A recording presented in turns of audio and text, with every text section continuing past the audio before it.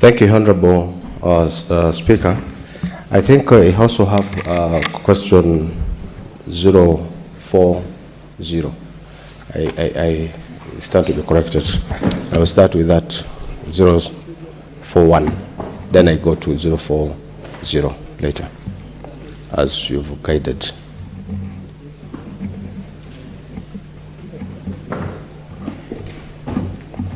Yes, Honorable Senator, you may start with question number 040. Okay, thank you. Thank you, Speaker. Thank you, Honorable Speaker.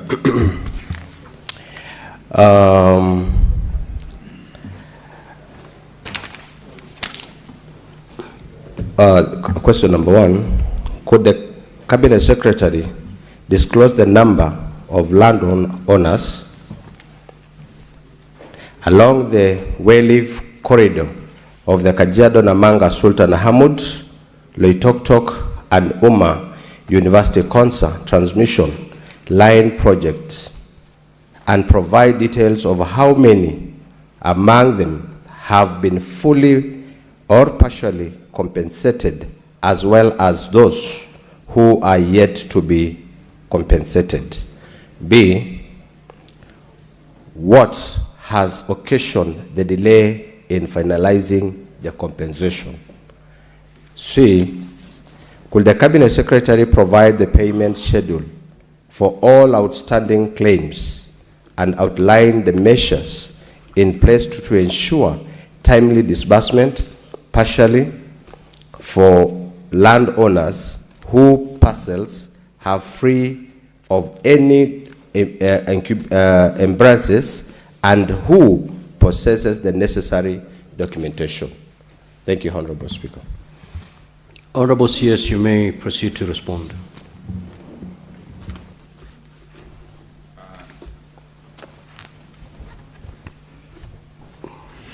Thank you very much, Honorable Speaker. I'll proceed to respond as follows, Honorable Speaker. The total number of project-affected persons for the Kajiado, Namanga, Sultan Hamud, Oloitoktok, and Umma University Konza transmission line projects is 836. The breakdown of the compensation status for the project-affected persons for each transmission line project is tabulated in Table 1, 2, and 3, which is attached. The number of PAPs, Honorable Speaker, not compensated, is 108 from the Kajiado Namanga project, 37 from the Sultan Hamud Loitoktok project, and 18 from Isinya Konza project. Honorable Speaker, the summary in the tables I have alluded to are self-explanatory. For instance, you find for Kajiado Namanga, 400 persons have been fully compensated, representing 79% of the total number, and 120 fully paid for Sultan Hamud Loitoktok, accounting for 76.43%, and 144 fully compensated in respect of the Isinya Konza transmission line project, accounting for 83%. Honorable Speaker, the Ministry of Energy and Petroleum can confirm that as of 13th of March 2026, 163 project-affected persons had not been compensated from the 3 transmission line projects. These project-affected persons, Honorable Speaker, have not been compensated fully due to a number of reasons, chief of which is budgetary constraints, missing documentation, the question of absentee landowners and returned offer letters, and some others due to rejection of offers. The attachments, Honorable Speaker, also provide details for these non-compensation cases. Honorable Speaker, finally, the Ministry is committed to ensuring all the project-affected persons are compensated. To meet this commitment, Honorable Speaker, the Ministry, through KETRACO, has been encouraging the PAPs who have not returned the requisite offer letters or who have not submitted the required documents to submit them in time to help us conclude this process, Honorable Speaker. To ensure the PAPs who have met the compensation criteria set are compensated promptly, Honorable Speaker. The Ministry is in constant engagement with the National Treasury to provide the necessary resources for this particular purpose. Thank you, Honorable Speaker. Senator Seki, do you have any supplementary questions?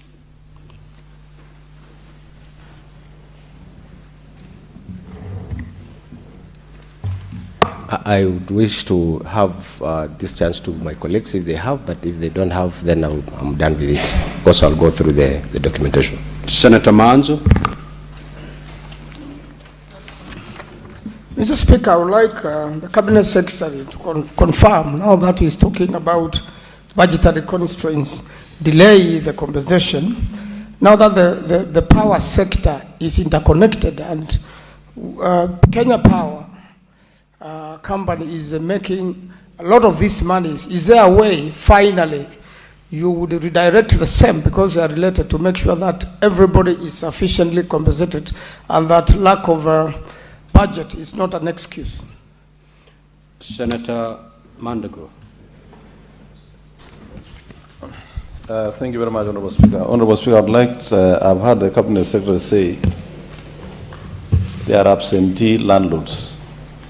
I don't know whether in Masai land they are absentee landlords, unless the Cabinet Secretary has intention of taking away private land in the disguise of absentee landlords. And finally, Honorable Speaker, there are public utilities, government lands. They have indicated they are public utilities, but these are assigned to specific state departments and specific functions, and therefore they should compensate that land equally as they are compensating for private facilities, as this has been set aside for public utilities for that community. If it is a dispensary land, Honorable Speaker, although it's a government land, the community will still need a dispensary. And therefore that, I hope the ministry is not trying to use that to say there was free government land that they wanted to use as a wayleaf. Can the Cabinet Secretary tell us what is this absentee land? And I've checked the document, I've not seen anywhere that indicates an absentee landlord. Senator A.C. Okenyuri. Thank you, Mr. Speaker. I would also wish to know from the Cabinet Secretary the total amount that's pending compensation in the key projected areas where the projects are, and if there is what the exact figure is that they have remitted to the National Lands Commission in compensation of the PAPs, or it's just a commitment. Can the Cabinet Secretary come out clear and specify? Thank you. Senator Chiranke.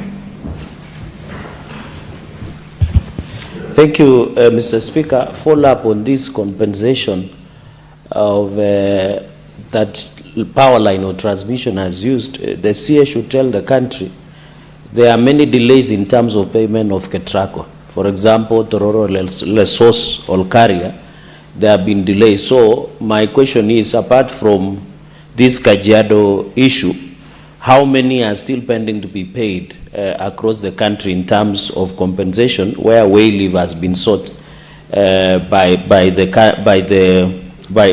Kenyans, Mr. Speaker, so that we can know how many as per the country and how many affected persons have not been compensated. And maybe on to addition, Mr. Speaker, since it's the same question, on budgetary constraints, the CS has not given us a commitment that now we are doing budget policy statement, did present before the budget committee of the National Assembly through the Energy Committee, the parent committee in the National Assembly, so that people who are waiting under that issue of transmission of wayleave compensation can be compensated, Mr. Speaker. I yield back. Senator Faki. Thank you, Honorable Speaker. Mine is to inquire whether I understand the government is building an oil refinery in Tanga, in the Republic of Tanzania. Yet, in Mombasa, we are leasing our refinery, which has been there since independence. We are leasing it to a Nigerian company without the participation or public participation of the people of Mombasa. Could the minister explain under what circumstances the government is investing in another country rather than investing in Mombasa, where it will be cheaper to upgrade the refinery than to build a new refinery altogether in another country? Thank you. Honorable Faki, that is not a supplementary question because it's not related to the primary question. However, CS, if in a position to respond to it, you may. If you're not, you may undertake to provide the answer maybe at a later date. Senator Mundigi. Asante Bwana Spika, swali langu ni kwa waziri wa energy. Uko Embu County, Mbeere South, kuna damu KenGen wanajenga inaitwa Kanthenge Dam, na kuna shule iko hapo na saa hii wako na pressure waweze kuondoka pale. Umepanga kuondoa hiyo shule namna gani, wakati gani, na pia wale watu wako pale watalipwa namna gani ndio waweze kuondoka, ndio KenGen iweze kujenga ile damu? Senator Mutinda. Thank you, Mr. Speaker. Bwana Waziri, you've provided in your response the total amount of pending bills. The issue of compensation for the people at Konza City has been there for over 10 years. I just needed to understand the schedule that is in place from Treasury, if there are any agreements on how these payments are going to be done. What are the timelines that these payments are going to be done?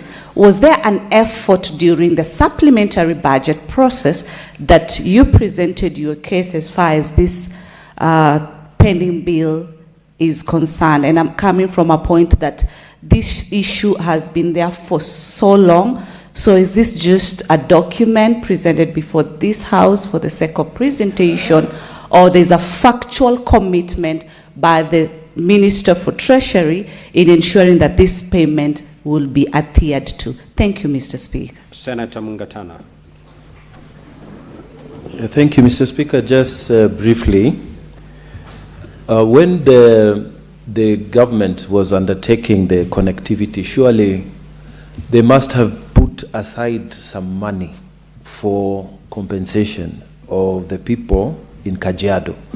So the question I wanted the ministry to just clarify to us is that how much was this money, and what is the problem? What is the problem? Because if the money had been put aside, surely there should be no problem in giving this money to the people of Kajiado instead of taking their land and then not giving them, and then the stories begin. What is the project budget that was put for the compensation of the people of Kajiado? I thank you, Mr. Speaker. Honorable CS, you may now respond to those questions.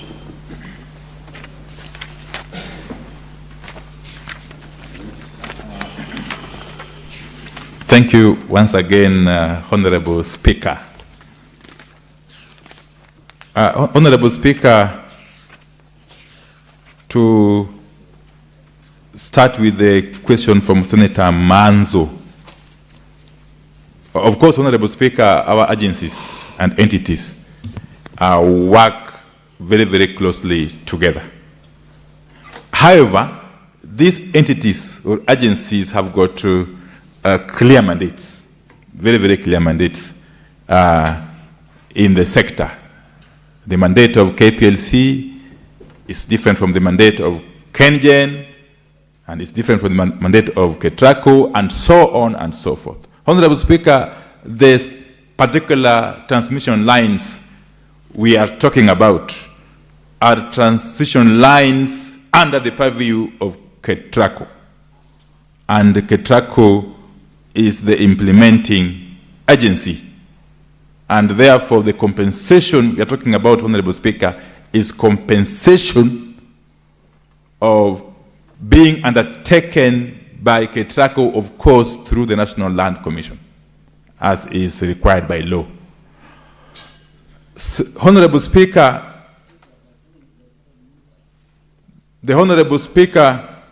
the matter of absentee landlords may sound remote, Honorable Speaker, but the fact, Honorable Speaker, is that this is a reality, Honorable Speaker. There are land buyers, not just in Kajiado County alone. There are land buyers all over the country who, once they have bought the land parcels, don't actually live on those land parcels. And in this particular case, these absentee land owners are persons who actually have got ownership of these land parcels, and since they are not present, they have not made any effort to contact KETRACO for purposes of effecting these compensations.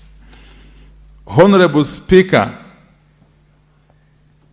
the figures I have mentioned in respect of the various lines are the actual figures. And all these compensations, Honorable Speaker, are undertaken by the implementing agency, which is KETRACO in this particular case, through the National Land Compensation. It is the implementing agency that acquires the land, goes ahead and provides for the budget for land compensation, and then avails that money to the NLC for purposes of effecting the compensation, Honorable Speaker. The acquiring entity is the procuring entity, Honorable Speaker, under the law. And let me also say this, Honorable Speaker, that it is indeed true that it is not just these 4 or so lines that are having some challenges to do with land compensation. There are also a number of transmission line projects, including the one that was mentioned by Senator Cherargei, okay, where landowners have not been fully compensated, but of course we are in the process of effecting these compensations.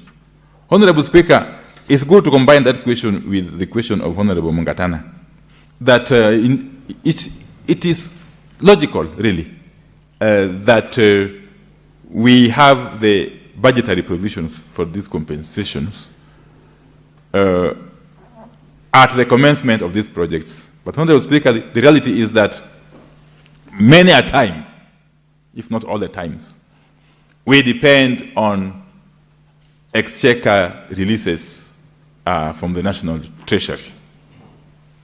After providing for the budget, as is customary, what follows is the release of the exchequer. Until that happens, Honorable Speaker, you cannot say for sure that you will be able to do full compensation. And again, we do this knowing fully well that we have a duty as a country and as a ministry to continually upgrade or improve our infrastructure for not only transmission, but also for distribution. So it's a delicate balancing act, Honorable Speaker. Yeah. Honorable Speaker, I'm waiting for the question of Konza again. Same situation, Honorable Speaker. And we are working tirelessly as a ministry to ensure that in the fullness of time, all these cases of compensation are completed. The Honorable Speaker, there is the question of the Katheke Dam project in Embu County. This project is at the preliminary stage, and engagement by KenGen with the affected communities will be taking place in due course. And proper and complete feasibility study is going to be undertaken, Honorable Speaker, to be able to determine the extent to which the communities will be affected, including the school, Honorable Speaker, and how they can be addressed, Honorable Speaker. Finally, Honorable Speaker, even though it is not related to the question that was asked, the Honorable Senator Mohamed Faki's question about a refinery, I will confine myself to the refinery in Changamwe. Honorable Speaker, a refinery business is a matter of commercial logic. It must make commercial sense for one to undertake a refinery business, Honorable Speaker. The Honorable Speaker, the refinery in Changamwe, due to the economics, was found not to make business sense. And that's why, as a matter of fact, operations at the facility were discontinued. However, Honorable Speaker, even with the impending drilling of oil in South Lokichar, and Honorable Speaker, let me say this from this podium, that for the first time, Kenya is going to commercially produce oil. In any case, before the end of this year. We have gone through all the necessary processes, and the last 2 weeks or so, I was in Lokichar to undertake a groundbreaking for operations in that region, and we are sure that by the end of this year, we shall be producing crude oil from South Lokichar. That notwithstanding, Honorable Speaker, the quantities envisaged to come out of South Lokichar are not adequate to run a commercial refinery. From the beginning, we shall be producing about 20,000 barrels per day, which will progress to some 50,000 barrels per day. Honorable Speaker, petroleum economists tell us that you need some 300,000, 500,000 barrels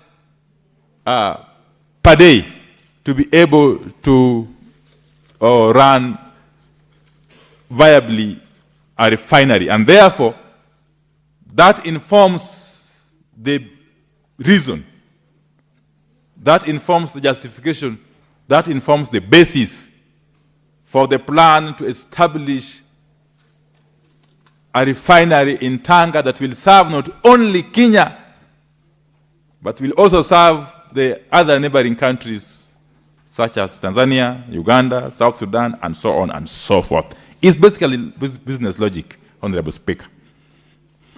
Thank you. We'll now move to question number 041. You may proceed, Honorable Senator. Thank you, Honorable Speaker.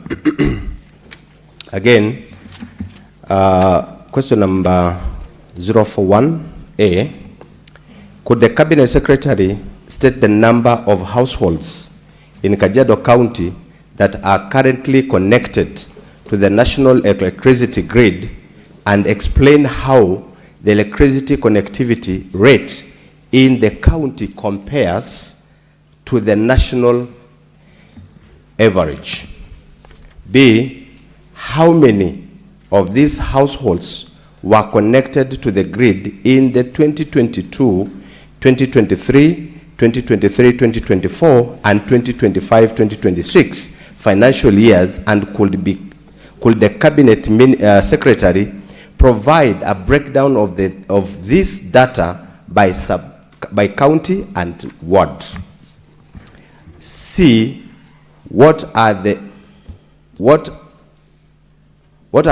planned interventions by the ministry to enhance electricity connectivity in the county, and could the Cabinet Secretary disclose the specific targets and the associated timelines? Thank you, Honorable Speaker. Honorable CS, you may now respond. The Honorable Speaker, I will respond as follows. The total number of households connected to electricity in Kajiado County is 365,277,000, while the total number of connections in the country as a whole is some 10,346, 10 million, Honorable Speaker, 346,947. But let me also put this in context, Honorable Speaker, that by the time this administration was coming into office, that is August or thereabout of 2022, the electricity connectivity in the country covered some 8.9 million households.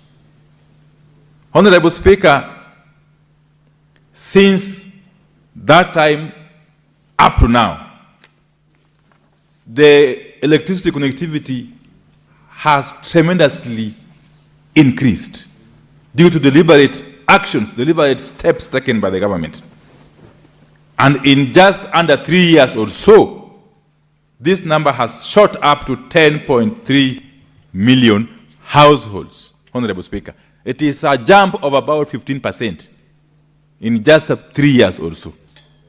That goes to underscore the very deliberate steps this government is taking to ensure that the country is electrified, obviously with the attendant benefits to the economy and to the society generally. Honorable Speaker, to enhance electricity connections or connectivity in Kajiado County, and I've had occasion, Honorable Speaker, to visit Kajiado County a number of times. I've been to Kajiado East, Kajiado Central, Kajiado West, Kajiado North, and so on and so forth. The ministry is implementing some 53 schemes distributed across the constituencies as indicated in the succeeding paragraph. Honorable Speaker, a detailed list of the schemes is also attached for reference in Appendix 1. Honorable Speaker, the ministry through Kenya Power and REREC has been implementing various electrification projects in Kajiado County.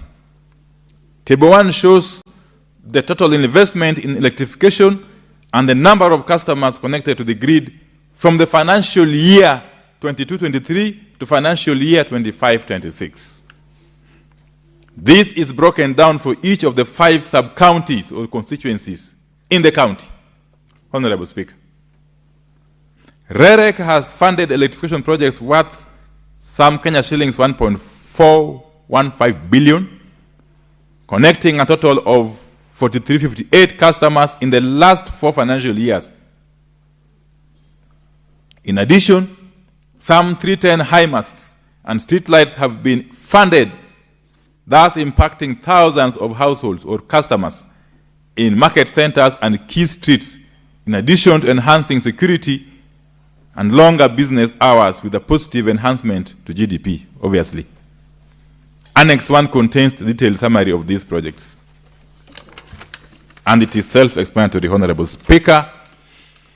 Part C, the government through Kenya Power and REREC again continues to implement various electrification programs in Kajiado County with a key focus on the last mile connectivity project. As I've said many times before, Honorable Speaker, in some of these counties, it is the first time they are seeing these enhanced electrification programs. It is a first, and only in this administration, Honorable Speaker. There are very many parts of this country that have been in darkness for all these years since we attained independence. Thanks to the deliberate measures taken by this administration, headed by His Excellency President William Ruto, that situation is changing, and is changing for good, Honorable Speaker. The budget allocation and scope under the FD-EU EIB Last Mile Connectivity Project is some Kenya shillings 165,762,491.10. And there is a total of 53 schemes which are under implementation in Kajiado County, comprising of 5 new schemes and 48 maximization schemes, targeting a total of 1,750 customers. The ministry is adopting a multi-pronged strategy of fast-tracking the ongoing projects in various ways as follows. 1, equitable allocation of budgets to each constituency in Kajiado County, leveraging on connectivity and access rates to ensure fairness based on available budget. And this equity, Honorable Speaker, is something we are stressing, not just countrywide, but also within the counties, to deal with historical disparities, Honorable Speaker. In order to further enhance electricity connectivity, Honorable Speaker, REREC is engaging the members of Parliament in Kajiado County, and I continue to engage with them directly, personally, Honorable Speaker, to collaborate on the matching fund program, where the cost of electrification is shared shilling for shilling, subject to availability of budget. One constituency, that is Kajiado West, has already benefited from this program to install solar street lights worth Kenya shillings 10 million. And I was privileged to visit Kajiado West constituency, Honorable Speaker, and was hosted by the Honorable MP. Honorable Speaker, provision of full complement of critical line construction materials for all ongoing projects to ensure that they are completed on time. The ministry is also encouraging a close collaboration between REREC and Kenya Power officers to jointly inspect and commission completed projects and to ensure they are metered on time. Holding weekly progress meetings with various contractors undertaking various projects in Kajiado County to measure progress and sort out any bottlenecks that may hinder completion of these very important projects, Honorable Speaker. REREC will continue working with stakeholders in Kajiado County to prioritize the electrification of public facilities and installation of transformers subject to availability of budget. The full implementation of these strategies gives a definite chance of completing all ongoing projects by the end of 2026. And Honorable Speaker, this is a journey, and we are sure, as a ministry, working closely with all our stakeholders, including members of Parliament, that we are on course. Thank you. Senator Seki. Thank you, Honorable Speaker. I want to thank the Cabinet Secretary for the response, but more importantly, I want to inform him that question A, I wanted to clarify, or you to clarify, in comparisons to national average, because you've just indicated the Kajiado. Honorable Speaker, we wanted to know where we are as a county. Because, Honorable Speaker, if the entire county in the three mentioned years, financial years, we have just been connected 1,750 customers who've received the electricity for the 3 financial years. That is why we wanted to know where are we as a county, because we have 21,000 square kilometers as a county with a population of 2 million Kenyans, and we're only getting to 1,700 customers connected electricity in the 3 years of this government. That is why we wanted to know where, in comparison to the national grid, or the national Honorable Senator, average. do you want to know, you just want to know for the past 3 years or for the time this program started running? Because the Honorable CS has given you the answer in paragraph, I think paragraph 1 of his response, that the total number of households connected in the country stands at 10,346,947. Out of those, 365,277 are in Kajiado. Yes. So he's given the total number for the entire country and the total number of households in Kajiado. You can draw the comparison from there. But Honorable CS, note that you will explain it further. Then the last question is the Cabinet Secretary indicated that there is an engagement of the MPs with REREC. Where is the engagement of this honorable member, senator for Kajiado? Why are they not engaging the senator of this county in issues of connectivity? And is it because of I am a one-term senator? Thank you. You are not seeking re-election, Honorable Senator Okech? No. No. Senator Okech?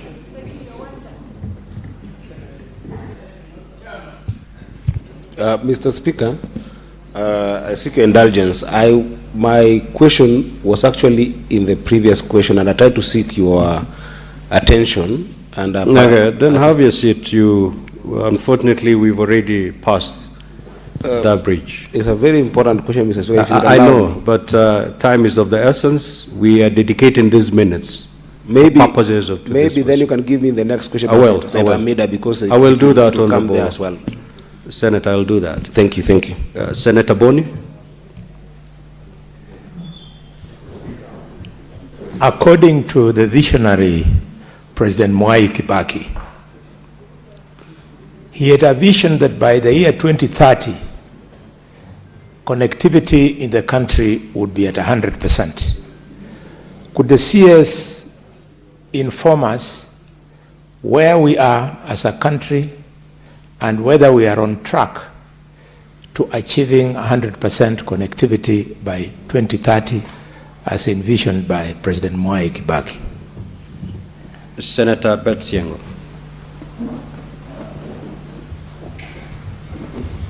Thank you, Mr. Speaker.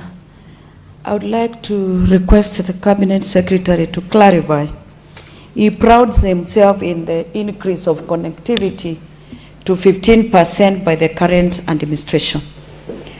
How many numbers, or the increase of numbers of connectivity in Kitui County, and specifically Mwingi North, has been done within the 15% increase?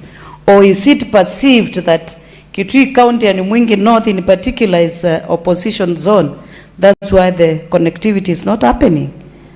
Let the CS clarify. Thank you. Senator Mbugua.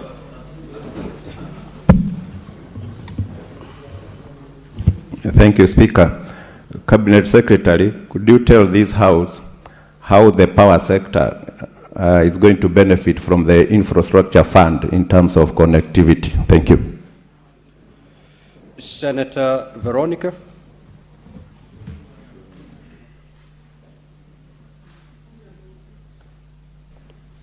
Honorable CS, welcome back to Senate. And could you confirm to the nation how many homes you have connected so far through this program that you have been doing? How many homes across the whole country you have connected so far? Senator Omtata. Thank you, Mr. Speaker, sir. Honorable Secretary, you have mentioned or you have touched on solar energy. And we know that great powers like even China are shifting strongly towards solar energy.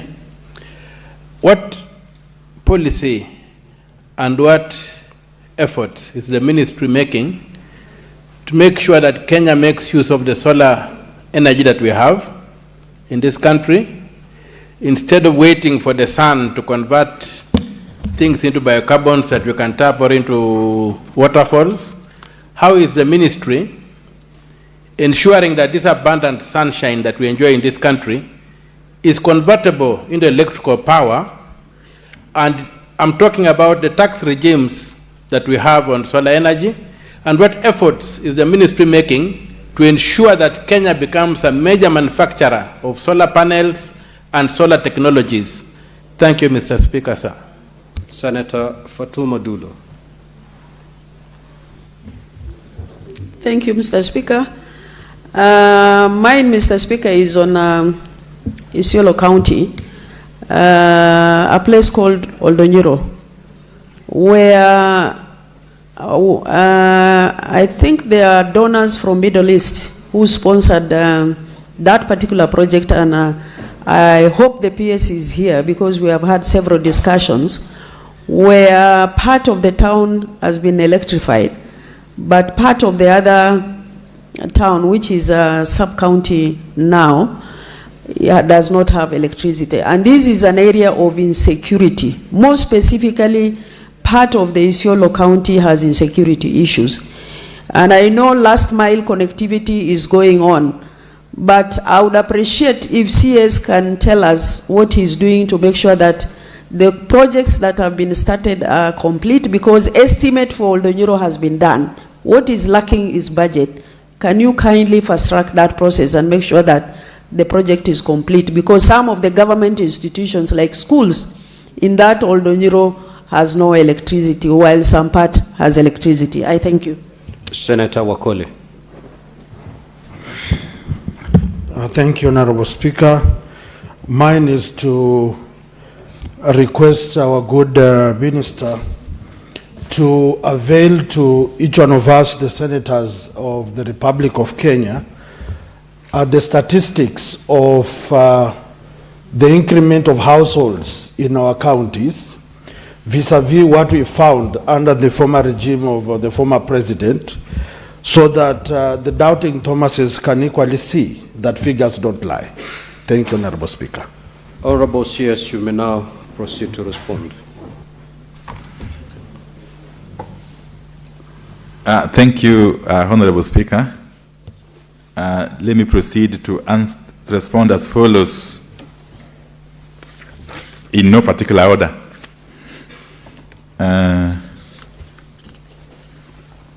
Starting, of course, with the question by Honorable Senator Boni Halwali.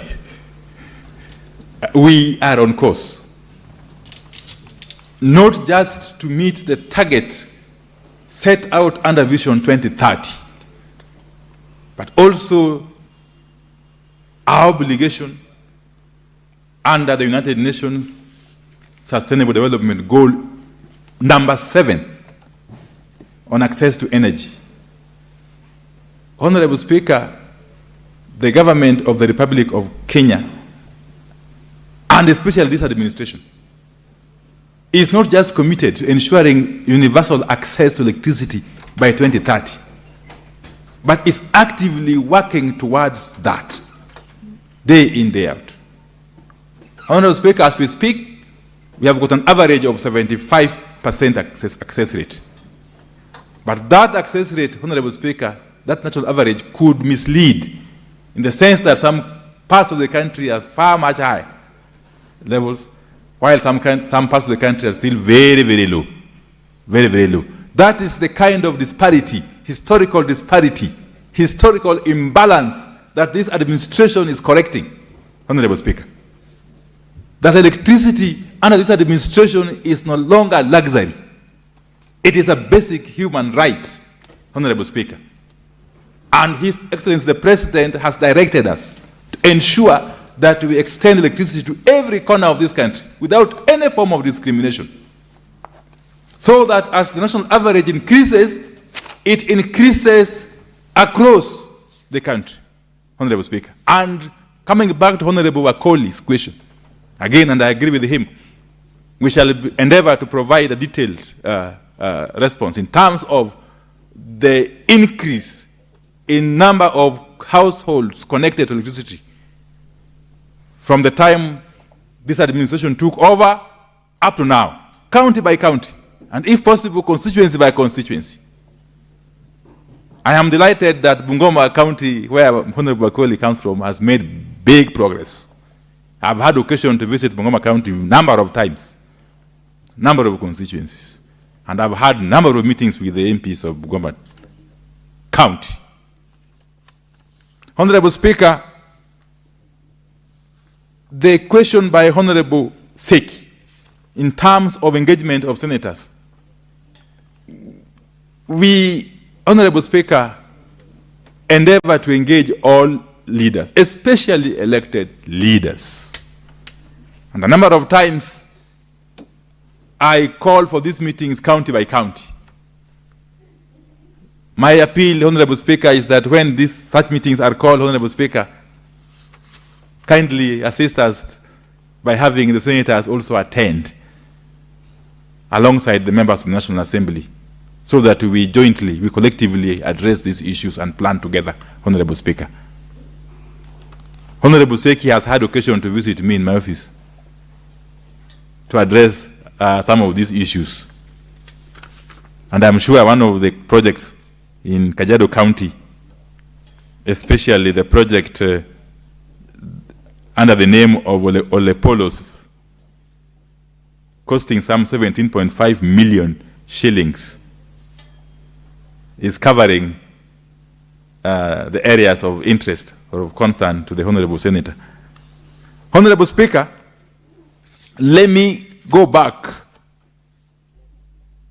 and say this, that once I provided the statistics about the connectivity rates and the increment in number of connections per county, it will then help us determine collectively which areas to address on a priority basis. Honorable Speaker, I will also do this to cover the issue that has been raised by Honorable Senator Beth Siengo in respect of Kitui County. And I've also had occasion to visit Kitui County a number of times. I've been to Kitui East, Kitui South, I think Kitui West, Kitui Central, Honorable Speaker.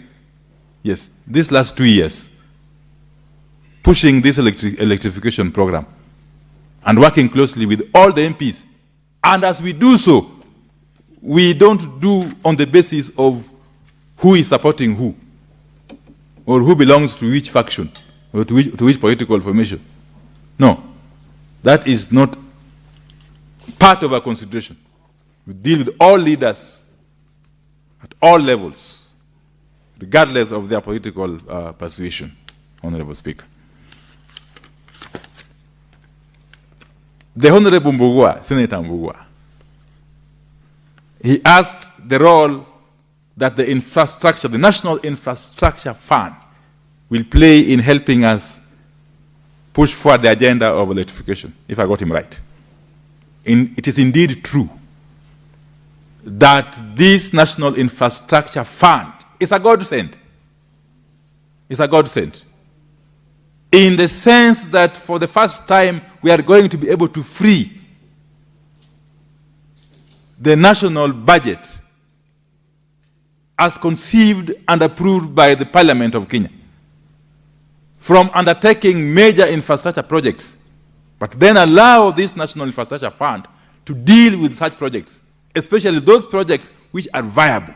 And there are many in the energy sector, starting with the generation, transmission, distribution, Honorable Speaker. So the answer is yes. The answer is yes. This historic fund is going to be very, very useful going forward. And I'm sure it will make a very big difference. I will also address the issue of Honorable Senator Maina when we bring the statistics about connectivity by county. And allow me, Honorable Speaker, again to provide answers, specific answers to Honorable Dulo in respect of the particular project in Isiolo. Later, Honorable Speaker. But let me say this in terms of the question by Honorable Senator Umtata. We are alive to the fact as a country that the world is transitioning, energy speaking. Kenya as a country is in the lead in terms of energy transition in this region. Our national grid is supported by about 93% green energy. And solar is playing a key role in this. As we speak, our installed capacity of generation is about 3,300 megawatts, with solar contributing some 210 megawatts, wind 435 megawatts, and so on and so forth. Whereas it is our intention to continue to implement solarization of our grid, we take cognizance of the fact that solar, just like wind, is an intermittent source of energy. And therefore, we must strike a delicate balance between base load and these intermittent sources. So the answer is yes, we shall continue to employ, to adopt solar technology as we move along. But beside the 210 megawatts which is installed, there are a number of households, private entities, that have installed their own solar panels, which in our estimation accounts for about some 600 megawatts. So solar is here to stay, and we have to harness this technology to continue to light up our country.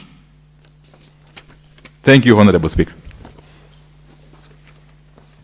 We now move to question number 042 by Senator Hamida Kibwana.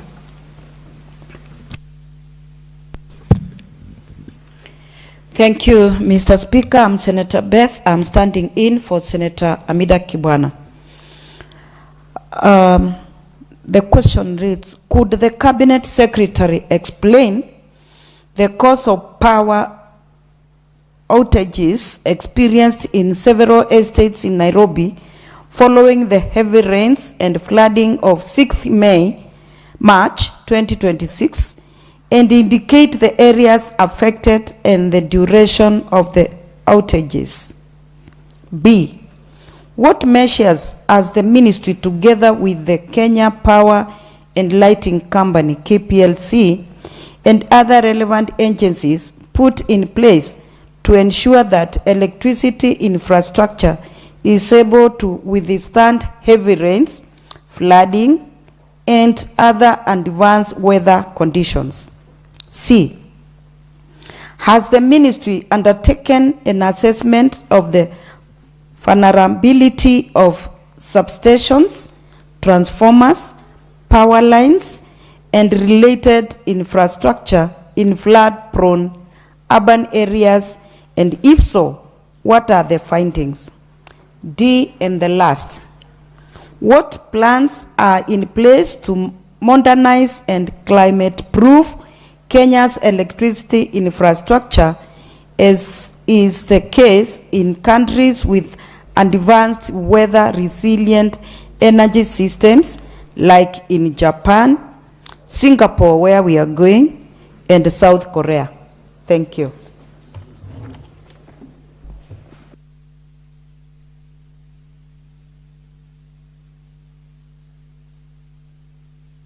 There's, you've left out A, or have you abandoned it? You've gone up to D. Sorry, Honorable Speaker, I had not seen that.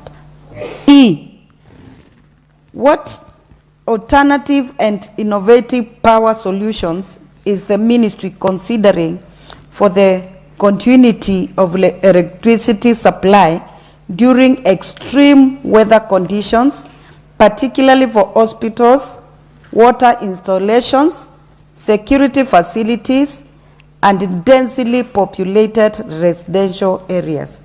Thank you. Honorable CS, you may proceed to respond.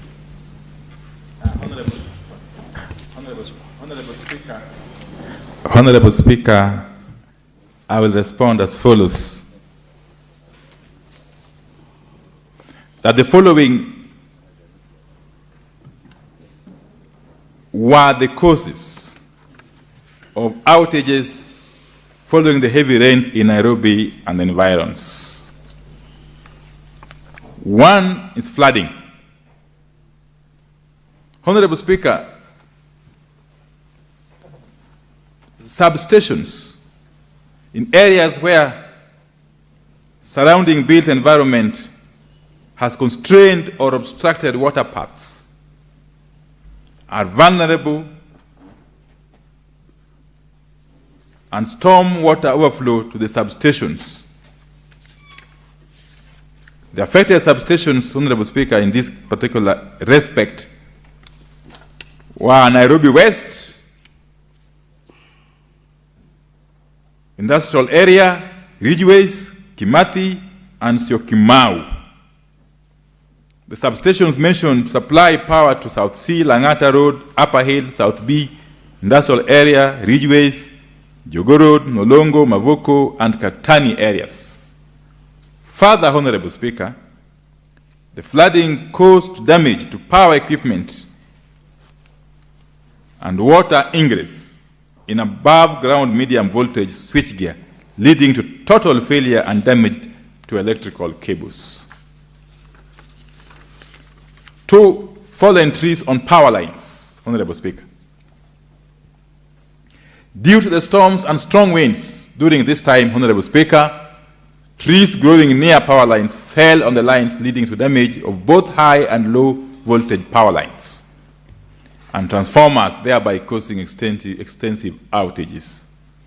The areas affected by falling trees were within Dagoretti North, Langata, Westlands, and Ngong.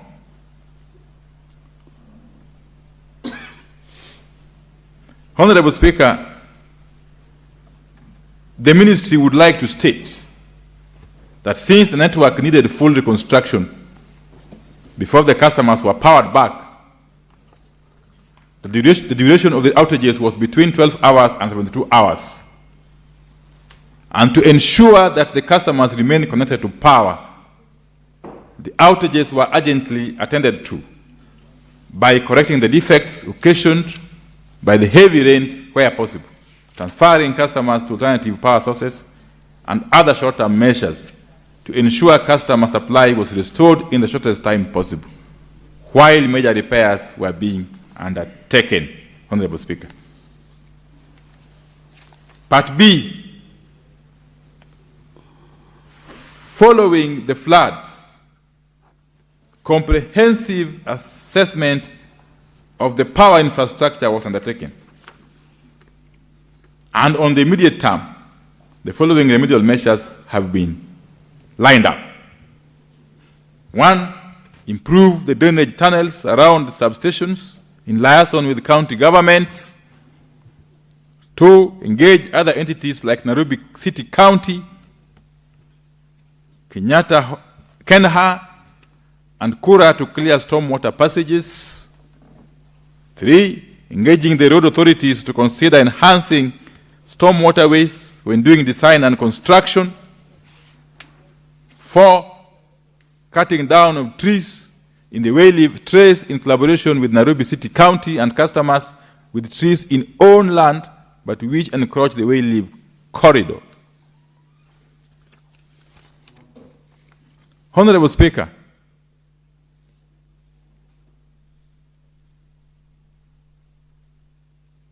the ministry through Kenya Power did undertake an assessment of the effect of the floods and vulnerability of the substations. Indeed, the threat posed by floods on the power system is immense and cannot be just wished away. Therefore, from the assessment, the following medium to the long-term initiatives are being considered.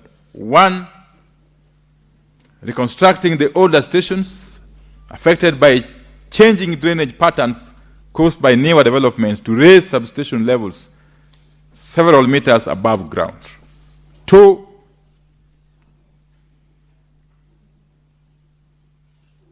undergrounding of power infrastructure to reduce interaction with weather elements.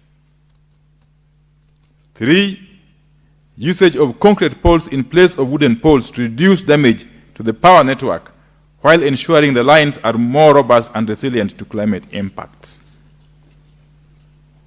To make our electricity grid more climate-proof and resilient, Honorable Speaker, it requires a combination of infrastructure upgrades, smart technologies, policy reforms, and risk-informed planning to ensure the power system can withstand and quickly recover from climate-related shocks such as floods, droughts, heat waves, storms, wildfires, and extreme winds. Therefore, there is need, Honorable Speaker, to modernize our grid. Modernization of the grid is a continuous process, and the energy sector agencies have been investing heavily in this regard. Further, Honorable Speaker, to improve our network resilience and reliability, the ministry and her agencies have been investing on smart grid. Honorable Speaker, a smart grid is more reliable, resilient, and easier to maintain, as the operators can easily detect a fault and restore it. A smart grid, Honorable Speaker, will enhance proper maintenance scheduling to avoid blackouts. To conclude, Honorable Speaker, the resilience of a grid is not only enhanced through the hardware upgrade, but also having a competent and well-trained personnel. Therefore, the ministry has continually been training officers across the sector to ensure they have the right skills to run and manage a complex grid. And Kenya Power has been leading in this. Has been leading in this and working very closely with the Ministry of Energy, the Nairobi City County, Kura, and other relevant agencies working in the built environment. They have worked steadily to achieve stable and reliable electricity supply. Thank you, Honorable Speaker. Senator Betyengo, do you have any supplementary question? Thank you, Honorable Speaker. The CS has talked of, the first response was to talk of floods in Nairobi. And we know that floods are caused by other different elements, like when the buildings are erected along the riverian land, and that's why water must look for its way and causes the flooding. How will the ministry handle that to ensure that waterways are open? Thank you. Senator Abbas.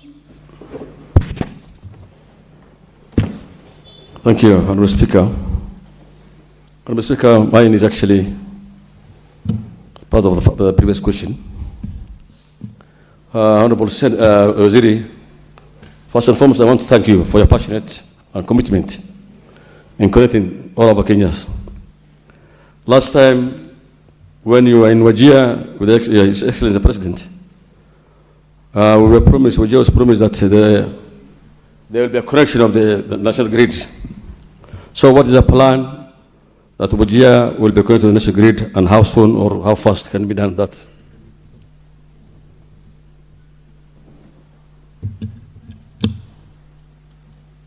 Senator Lelegwe. Thank you, Mr. Speaker. I'm not sure whether the Cabinet Secretary is aware that Samburu County, particularly Marala, is experiencing the worst power outage in the country. My question is, could the Cabinet Secretary explain why Marala Town and several parts of Samburu County continue to experience persistent power outages despite hosting critical national infrastructure? And what measures and long-term measures will be put in place to ensure reliable and stable electricity supply in the county?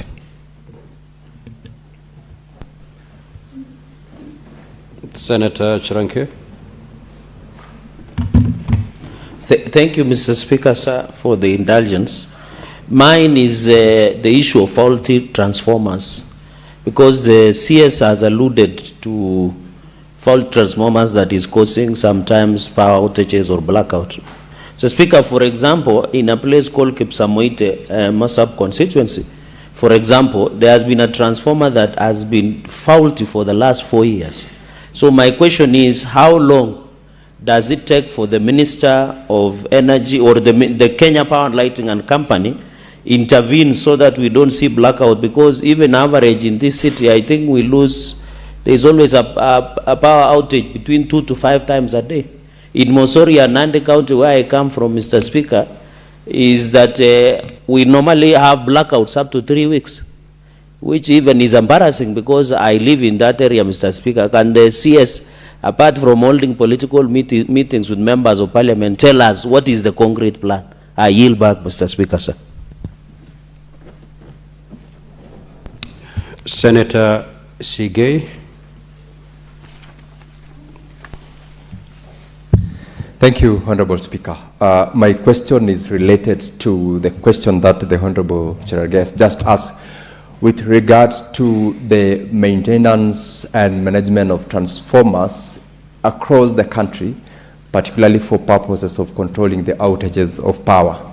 I ask this question, Honorable Speaker, because the transmission line in Bomet, Narok, which is currently undergoing an upgrade, has largely been a cause of a power outage across Bomet, Narok, and a section of Kisii that line serves. That line, Honorable Speaker, is ongoing in terms of an upgrade.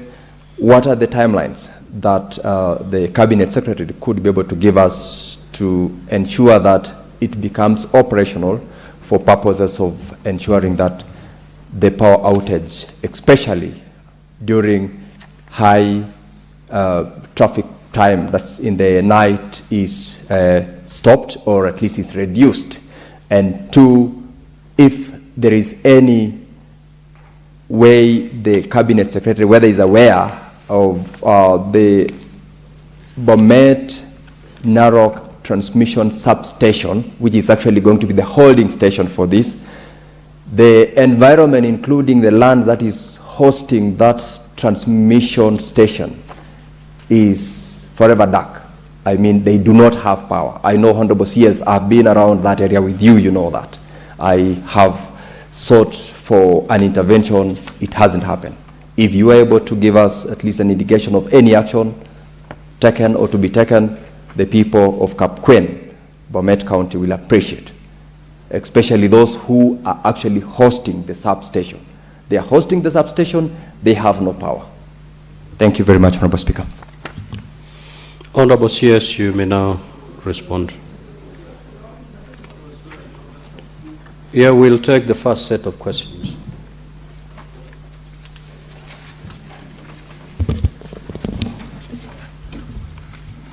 Honorable Speaker,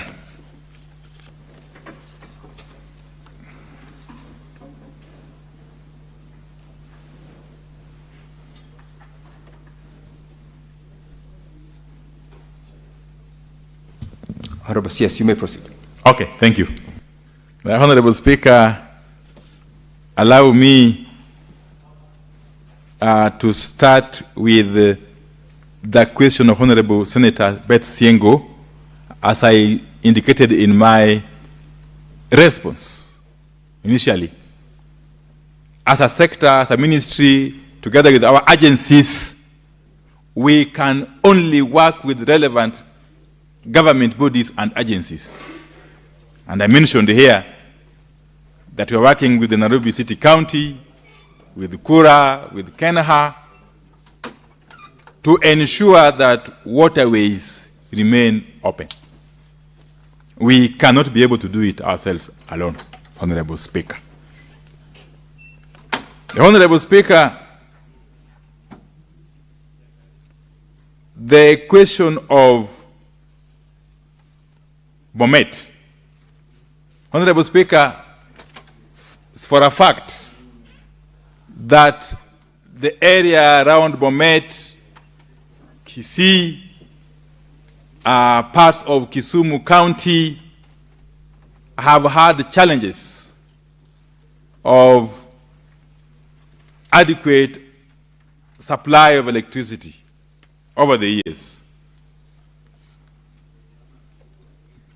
That challenge, Honorable Speaker, is going to be addressed to a large extent by the completion of the Narok-Bomet transmission line. You will recall, Honorable Speaker, that we did some short stopgap measure through Kenya Power. But the ultimate project, Honorable Speaker, which is being undertaken by KETRACO, is underway, and it should be able to come to a completion in the next 12 months. In the next 12 months, Honorable Speaker. That will, to a large extent, help address the issue of power outages in that region.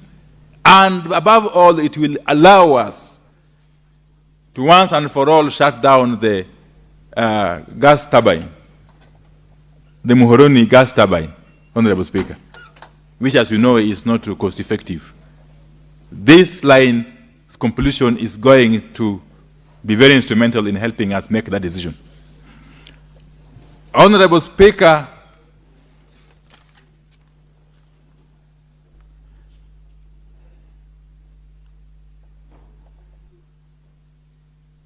there has been a problem, Honorable Speaker, with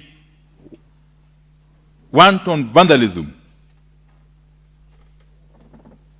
in some parts of Nandi, Honorable Speaker, County, of transformers and other critical energy infrastructure. We are working very, very closely with security agencies to stem the vice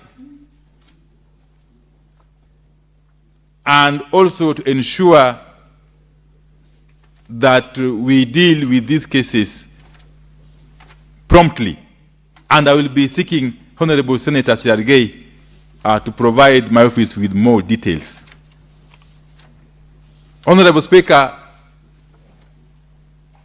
it is not our practice to take long to repair or replace faulty transformers, Honorable Speaker. And if there are such cases, Honorable Speaker, they need to be reported promptly for appropriate actions to be taken. Honorable Speaker, again, I know we have got challenges in Samburu, and we are working very, very closely with our relevant agencies. Samburu is one of the counties that is supposed to benefit from COSAP, the Kenya Off-Grid Solar Access Project. Okay?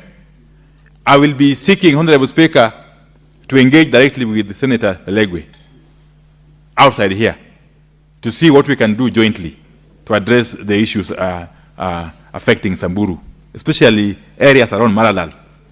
Okay. Honorable Speaker, Wajir County. And Honorable Speaker, Wajir will be hosting us for Madaraka Day celebrations on 1st June. We are taking some stopgap measures to deal with the matter of Wajir town and environs. But in the fullness of time, we want to see Wajir County connected to the national grid. As we speak, feasibility studies have been completed. Okay? We are basically now working on the financing mechanisms to ensure that we extend the grid from Garissa to Wajir. Again, I will be seeking to engage Senator Abbas and the leadership of Wajir County, including the governor and the other members of the National Assembly, to see how fast we can move with this project collectively. Thank you, Honorable Speaker. Thank you, Honorable CS, for those responses. I've got a long list of members, I believe, asking supplementary questions. And the time allocated for this question is since passed by 2 minutes. I will add another 5 minutes for those questions.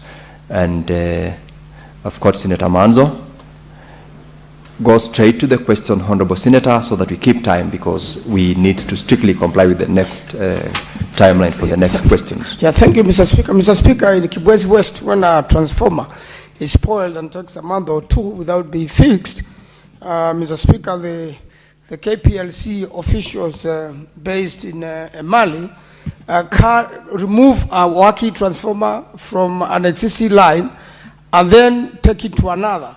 Is there a way the minister will make sure that we have reliable, long-lasting transformers so that and easy to repair, so that we don't have people on power outage for a long, long time? Senator Mandago. Thank you very much, Honorable Speaker. Honorable Speaker, my question goes to CS on ensuring that funds that has been set aside for projects in particular regions are utilized for those regions. And I ask because, Honorable Speaker, the Cabinet Secretary is keen to ensure there is equitable connectivity in the country. What happened with the funds that were set aside for a number of counties in the Rift Valley that was dispersed to REREC, but apparently the money has been spent in other areas? And finally, Honorable Speaker, just a small thing, the issue of way leaves. Senator Mandago, you know you are entitled to ask one supplementary question. Allow me to ask this because it affects the whole country, Honorable Speaker.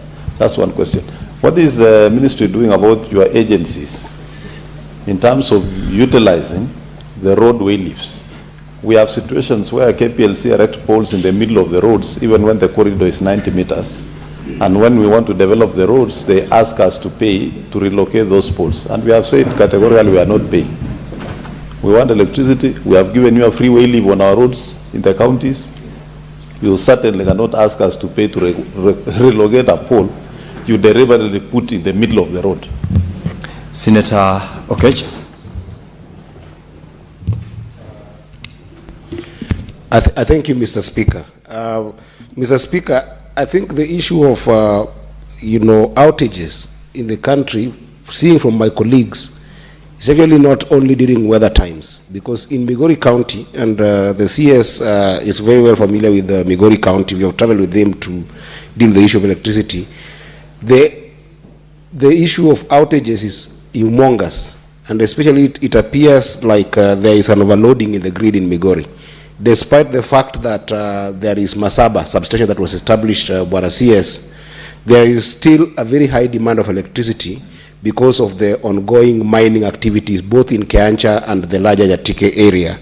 And those outages, it seems like the system cannot be able to sustain the capacity, and the issue of transformers in that regard has been a major one. Transformers are blowing time without number, and the outages in Migori are outrageous. Bwana CS, what can be done about these transformers and that issue of overloading?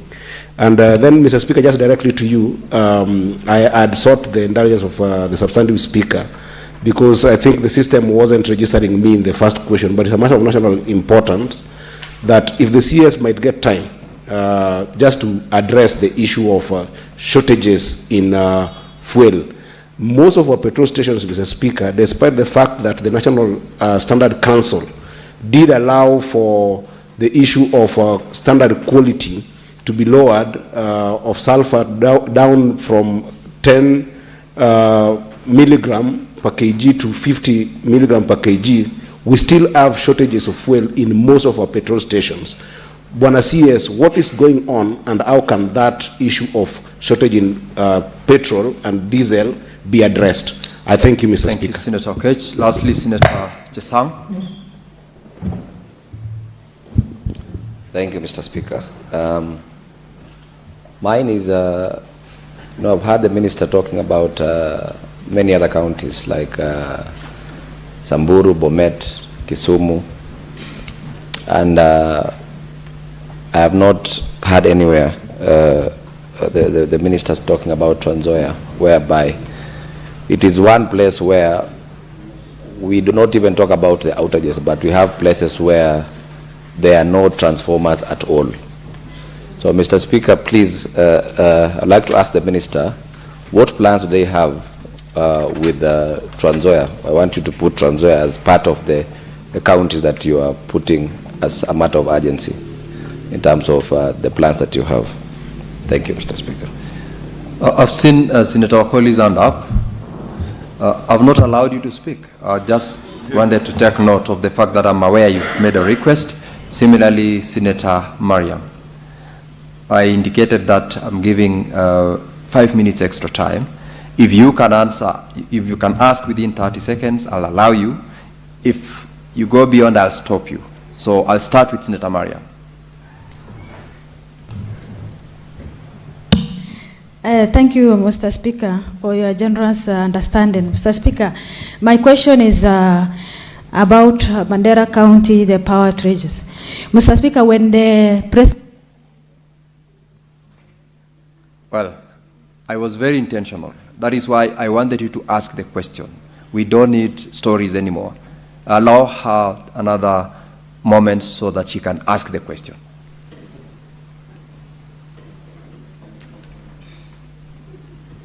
Proceed, Senator. Mr. Speaker, when President came to 18 of last year, there are some generators came to Mandera, and those generators' status is unquestionable, Mr. Speaker. Up to now, Mandera is in blackout. So, CS, what is the way forward so that the Mandera County has the electricity? Thank you. Thank you. You see, you've managed. You still have got 7 seconds. Senator Wakoli, under 30 seconds. Thank you. Mine is the bulk power plant at Nabiole Falls that is in Webuye. What is the current status and when are we launching the project? Thank you. Thank you, Senator Wakoli. Honorable CS, you may respond to those questions. And we have got 11 minutes to release you from here, so you may know how to utilize that time.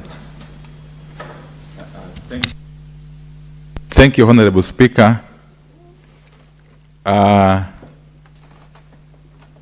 Speaker, I will address the issue to deal with the issue raised by Honorable Okech. I'm not going in any particular order, Honorable Speaker. Okay? Honorable Speaker, the matter of power outages, it is indeed true that Migori County and the environs, power demand is increasing by the day, especially in view of the expanding mining activities in Nyatike and the environs, Honorable Speaker. Okay? Honorable Speaker,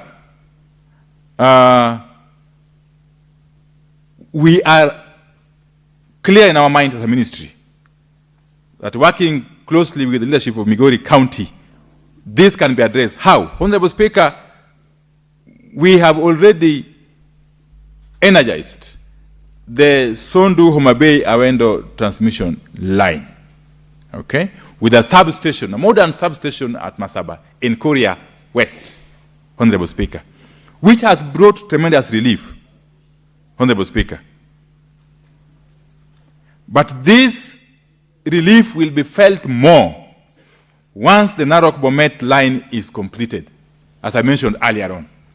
So in 12 months' time, we expect to see market change in terms of power supply in Migori and environs once the Narok-Bomet line is completed. But above all, Honorable Speaker, Migori County is privileged to host the famous Gogo hydropower plant, which the government under President William Ruto has now undertaken to upgrade from the former 2 megawatts to some 8.6 megawatts. A project being financed by the KfW, that is the German finance, to the tune of more than 5 billion shillings, Honorable Speaker. So that project, again, once completed, will help us stabilize the grid in terms of power. Not to forget to mention, Honorable Speaker, the completion and energizing of the Sondu-Ndewa transmission line, which has helped address the issue of power supply in Homa Bay and parts of Migori County, Honorable Speaker. So the government is very conscious that Migori and its environs need to be supported, and we are doing exactly that. Honorable Speaker, Trans Nzoia County is not left out. And very soon I'll be visiting Trans Nzoia County and I will be contacting Honorable Senator Chesang that we can go together with the other MPs. The government has allocated some 1.2 billion shillings for electricity connectivity alone in Trans Nzoia County. And this will help us connect some 12,000 households. By the time we get to December this year, you will see the number of households having really gone high on account of this intervention by the government, Honorable Speaker. Honorable Speaker, we cannot divert funds earmarked for a particular county or region to elsewhere. And I undertake after this to take the matter up with Honorable Senator Mandago to clearly understand where this could be coming from. And if there's any such attempt, rest assured, Honorable Speaker, that I will not allow it. That all funds earmarked for specific regions must be used for projects in those regions. Honorable Speaker, again, Nabuyole Falls in Webuye, Bungoma County. We are currently undertaking a feasibility study, of course, under Kengen. And this is going to be the first hydropower plant in what was then Western Province.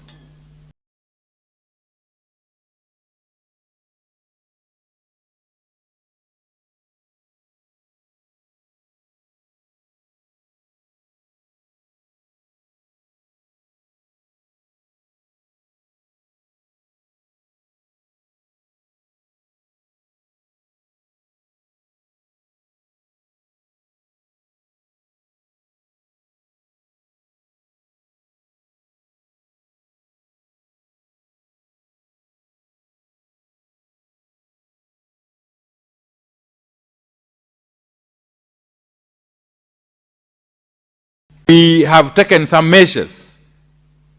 I know there was a change in the contractor, the supplier of the generators.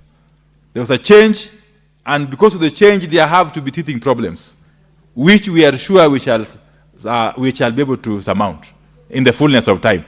But otherwise, we continue to engage closely with the leadership of Mandera. I will be inviting Senator Miriam to also come along as we address these issues. Let me conclude, Honorable Speaker, by dealing with the issue of fuel, as was raised by Honorable Senator Okech. Let me say this from the start. From the outset, Honorable Speaker, we have got adequate fuel supplies in the country. We have got adequate fuel supplies in the pipeline system, Honorable Speaker. all the products, petrol, diesel, kerosene, jet fuel, Honorable Speaker. And this has been made possible, Honorable Speaker, that in spite of the challenges that the world is going through, especially following the turmoil in the Middle East, this country has been lucky to survive that turmoil on account of the very robust government-to-government fuel importation system or framework. Honorable Speaker, the government-to-government fuel importation framework is what has enabled this country to be where it is. Otherwise, we would be talking of something different. Honorable Speaker, many countries, without mentioning even some neighboring countries, have had serious challenges, Honorable Speaker, that you can't believe. But having said so, the latest challenge that was experienced yesterday and parts of today was occasioned by a technical and administrative hitch, which we have since resolved. That hitch curtailed the normal uptake of fuel by some of our oil marketing companies. It has since been resolved, and normal supply is resuming today. I am sure by the end of today, when you go to filling stations, you will be able to get a supply of all the products of petroleum. Honorable Speaker, we continue to monitor the happenings in the Middle East very, very closely. And we continue to engage very, very closely with our international oil company suppliers, the IOCs, together with their local agents, that is the oil marketing companies that work with them closely. And we have got no doubt as government that even in the worst case scenario, this country is not going to suffer any fuel shortage. I just want to appeal to Kenyans to be patient and to bear with us as we address some of these small hitches. Honorable Speaker. And I must thank all the stakeholders, especially the oil marketing companies, for remaining cooperative and working very, very closely with us to be able to navigate these very challenging times. Honorable Speaker. Thank you. Honorable CS, there is a question by Senator Manzo. He's already raising concerns that you have not been able to respond to. And also the last one by Senator Mandago as regards the poles which are normally erected along or in the middle of the roads when they're required to be paid for relocation. Those two you haven't answered. Yes, it's about the Senator Manzo talked about Senator Manzo's question was about repairs of transformers. Yes. And the efficiency or the effort that the Kenya Power and Lighting. Correct, Honorable Speaker. Yes, and as I've said earlier on, Honorable Speaker, we endeavor as a ministry and of course working closely with our relevant agencies, especially Kenya Power, first and foremost, to ensure that the quality of transformers which are procured are up to date, are proper, Honorable Speaker.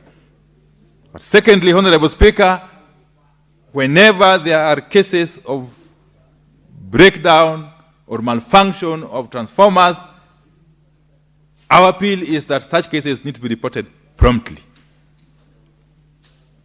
And we are socializing our officers to be able to respond in time, Honorable Speaker, whenever such cases are reported. Honorable Speaker, there was again the question of KPLC, okay, poles being required to be relocated when road construction is supposed to be done. Honorable Speaker, these are issues that we can address on a case-by-case basis. On a case-by-case basis, we continue to modernize and improve our infrastructure, and working closely with the relevant agencies, which I insist have to include the road agencies, Kenha, Kura, and so on and so forth, and the respective county governments. We can be able to minimize such cases or the requirement to be able to locate these poles in the future, if from the first instance they are placed at the right places. Honorable Speaker, thank you. Honorable CS, before I let you off, there are certain commitments that you made before the House, and I would like to remind you. One is a commitment you made on the 19th of November 2025 to a question by Senator Honorable Mwendo Agataya, CBS MP, on the data on the level of electricity connectivity in each constituency in Tharaka Nithi County. That information is yet to be availed. A commitment was made on the 19th of November 2025 when you were appearing before the chamber. Secondly, the same date, you equally made a commitment to avail information to Senator Boni Halwale, CBS MP, on the projects being implemented to enhance power reliability in the western region of Kenya. Those two, Honorable CS, are yet to be honored, and that is one way of us as a House seeking to implement or enforce the commitments that are made whenever you appear before this House.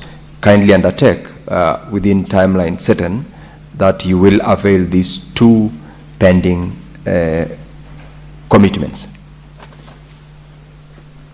Let me, first of all, Honorable Speaker, apologize if there was some sort of inaction on our part. I know I've had extensive engagement with Senator Halwale since then in other fora, but let me undertake that in the next 2 weeks, I will be able to provide those responses and those statistics.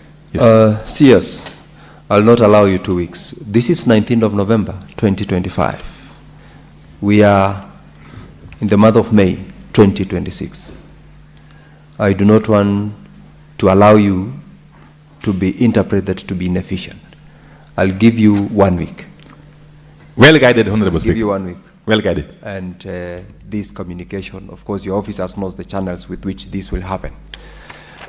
Senator Boni, I'll not allow you to intervene. I hope in the next 1 week, your responses will, your information will be made available. If it doesn't, then you know what to do. And as well, I know what to do. Honorable CS, similarly to the one by Mwendo Agataya, I will not allow you to intervene. I have allowed the CS 1 week to respond. With that, honorable members and the CS, would like to appreciate you for appearing before the House and responding to the questions. The question, Honorable Speaker.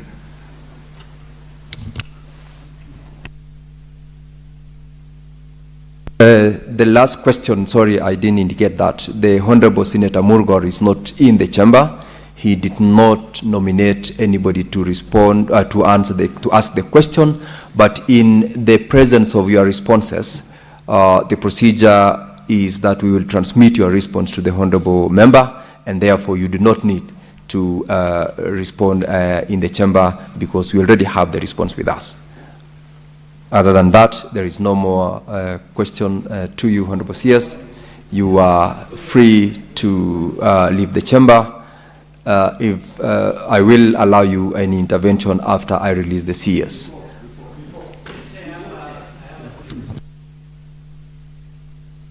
Senator, Honorable CS, No, I have released the CS. I have released the Honorable CS. That question, in the absence of the member, is dropped because there is already transmitted response by the CS. Now you can yes.